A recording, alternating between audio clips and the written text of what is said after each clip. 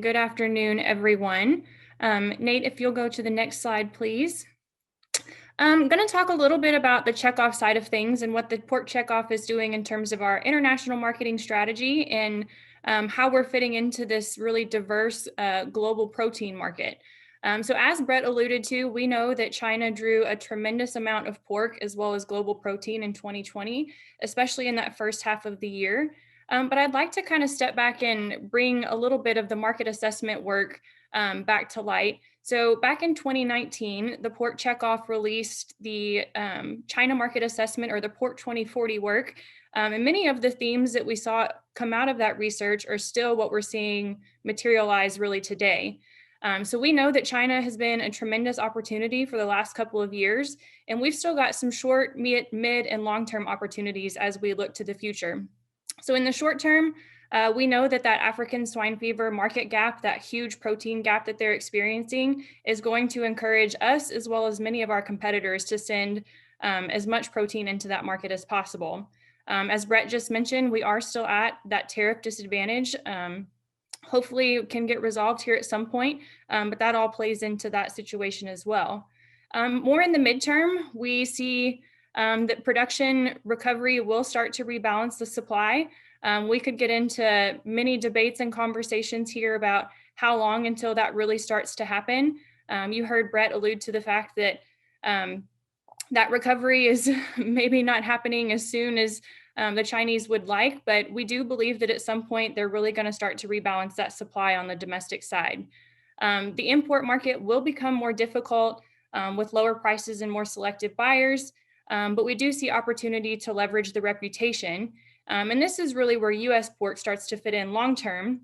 So we need to start thinking about areas where we can add value and opportunity to our export business into markets like China.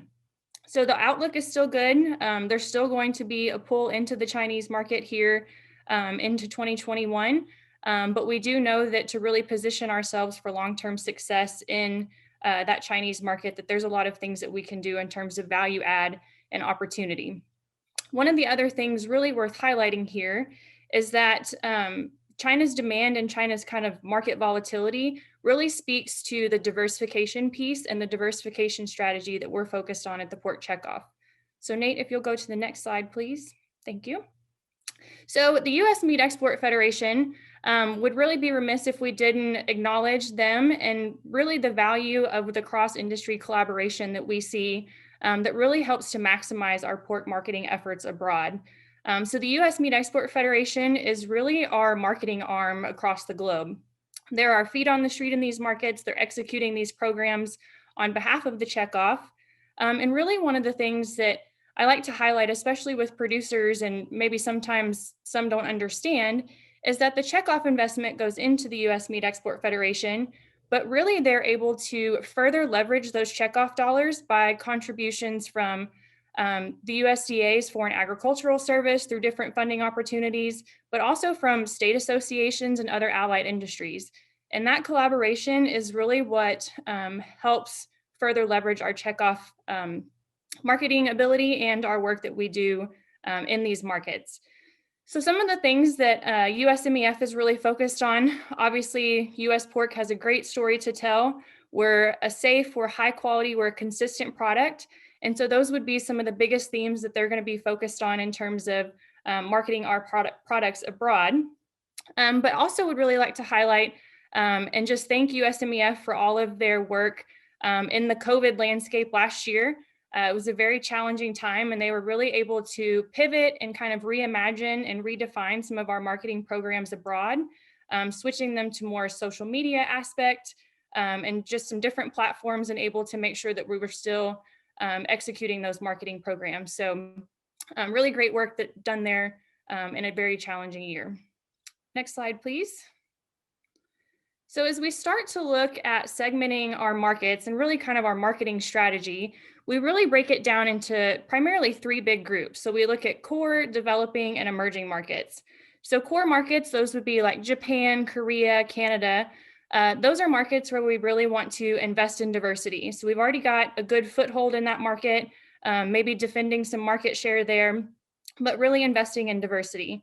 Developing markets, we want to invest in trial and continuity. So maybe we've got good business there, but there's more that we can do. And in emerging markets, these are ones where we'd really like to invest in things like education. So maybe they've got an emerging economy. We really don't have a lot of product going in there yet, but really getting our foot in the door and trying to get a foothold in markets like those. Vietnam and Philippines would be a great example of an emerging market where we would want to invest in education and some technical seminar type work there. And then we've got markets that we would consider kind of watch list. So some that you would see kind of come into this category would be like India. We even put the UK kind of in this group, just as we look to see post-Brexit how that could influence trade and potential for US pork into that market. That would be another one that we're certainly looking at. And then also markets in Africa that have potential for opportunity for US pork in the long term. Next slide, please. So really, we like to think of our pork growth strategy as being on target. And really, USMEF is a key piece of this. So we know that 2020 was a very tremendous and record year for pork exports. And the Pork Checkoff is really focused on building that long-term plan to not only balance our export business, but also minimize risk and build value. We certainly cannot rely on China's demand for pork to last forever. So it really is critical that we build that strong foundation in a diverse set of markets so that we can capitalize on value growth across the globe. So a couple of highlights I would like to point out here as we talk about diversifying market cuts, developing emerging markets, and then also differentiating from our competitors. There's a few highlights I'd like to share. So as a result of the Japan-US bilateral trade agreement that went into effect in January of last year, Japan was a market that we had started to lose some of our market share, specifically on the chilled pork side. But we've really seen, as a result of being on a level playing field, we've really started to see that market share start to go back in our favor. So US market share has actually rebounded to 36% of Japan's total pork imports, and that was up from a low of 31% in 2019. So that would encompass both chilled pork as well as ground seasoned pork. And so those have been two really bright spots in one of our top value markets for US pork. Another one I would like to highlight, and this goes to the diversification piece of not only markets, but also cuts going into markets. In late last year, we were able to implement a program alongside USMEF in Mexico, utilizing USDA Foreign Ag Service funding, where we were actually able to host a technical seminar where we demonstrated new merchandising opportunities for pork loins. You may say pork loins in Mexico. Well, we don't normally send pork loins to Mexico, and that is very true. Mexico has historically been a fresh bone-in ham market where those hams get further processed. And so this was really an opportunity to educate different customers, retailers, distributors in that market about some different opportunities for cuts that they don't normally work with in the market.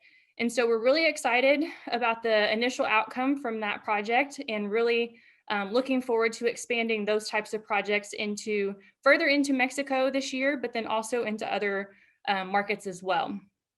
And then lastly, as a follow-up to that China market assessment that I first mentioned, we shared in December of last year 2 additional market assessments in Vietnam and the Philippines.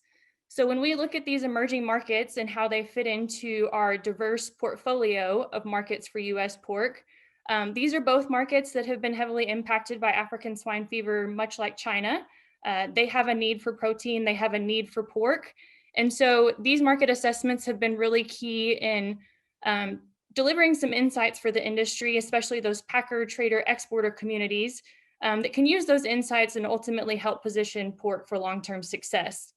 And lastly, I'll just end on the fact that the US pork industry has a great story to tell, and we're going to continue to work to differentiate from our competitors by using that story to build confidence with a diversified set of global customers and consumers at the Pork Checkoff.